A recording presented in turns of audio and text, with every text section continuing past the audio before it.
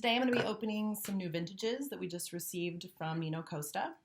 It's the winery we represent in the Roero. The name of the winery is Nino Costa, or Stefanino Costa, who is the father of the current winemaker Alessandro. They farm 7 hectares and make a few different varietals. They farm everything organic and have been doing so over about 150 years. They also farm hazelnuts. The first wine I'm going to talk about today is the Roero Arneis. Arneis is rarely ever found out of the Roero, where it is native.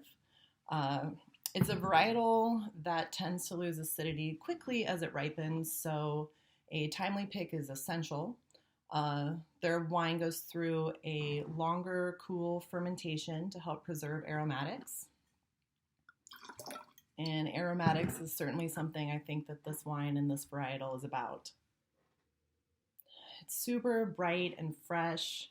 It allows me to use a wine descriptor that I've always been fond of. With wines from northern Italy, I love the whites when they just smell like they're like fresh laundry hanging against the background of the Alps. There's fresh herbs and orange blossom and little lime zest.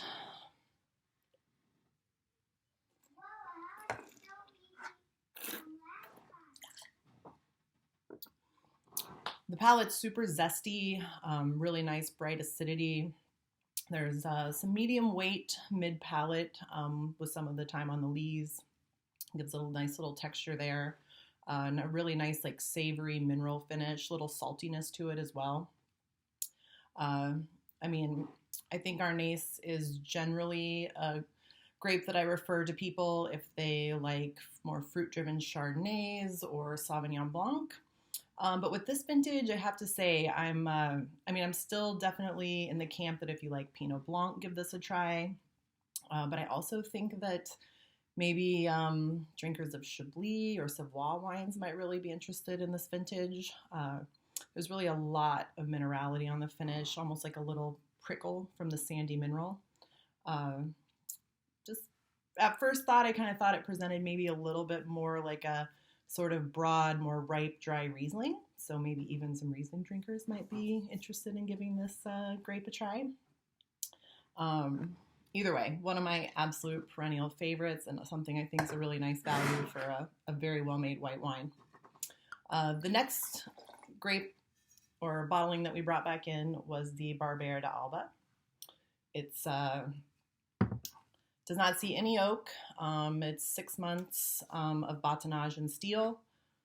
So really bright, forward, nice clean expression of Barbera. A lot of nice like ripe, juicy cherry and cocoa and like little hints of smoke.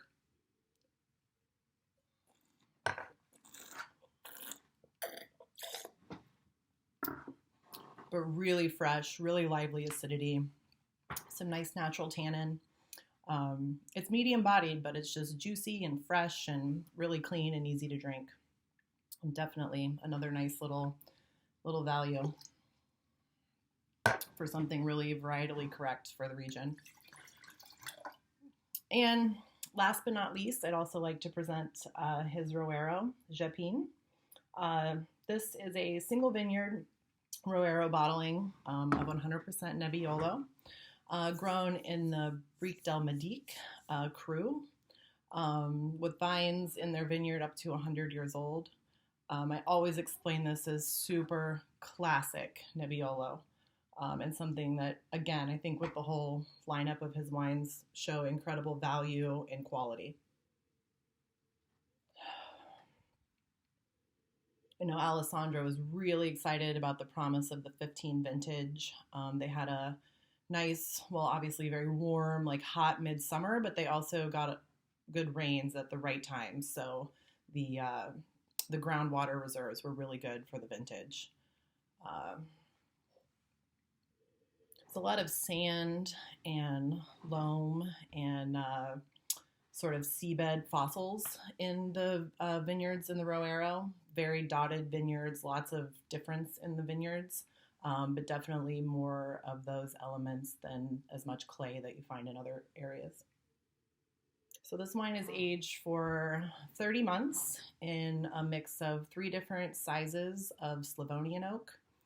There's no toast on the oak, so it's done in some barrique and tonneau, and about 20% of it is done in 1,500 liter barrels.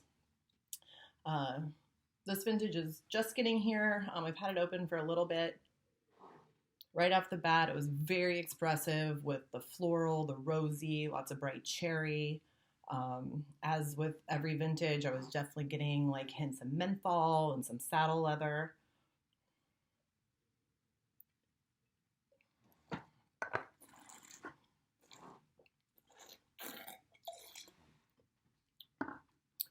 Still showing a good amount of tannin. It's probably been open maybe an hour, hour and a half. This is definitely a wine that I always kind of love having a little bit for the second day, which is when I really feel like it comes into its own. It's the tannins just turn very like sweet and mouth-watering, and it gets a little kind of like digestif quality to it. But yeah, showing a lot of bright, nice acidity right now. So I think there's a lot of structure to this wine, and something that over time will just get better and better. Incredible value. There's only 2,000 bottles of the Roero generally made every vintage. So yeah, check these wines out. Thank you.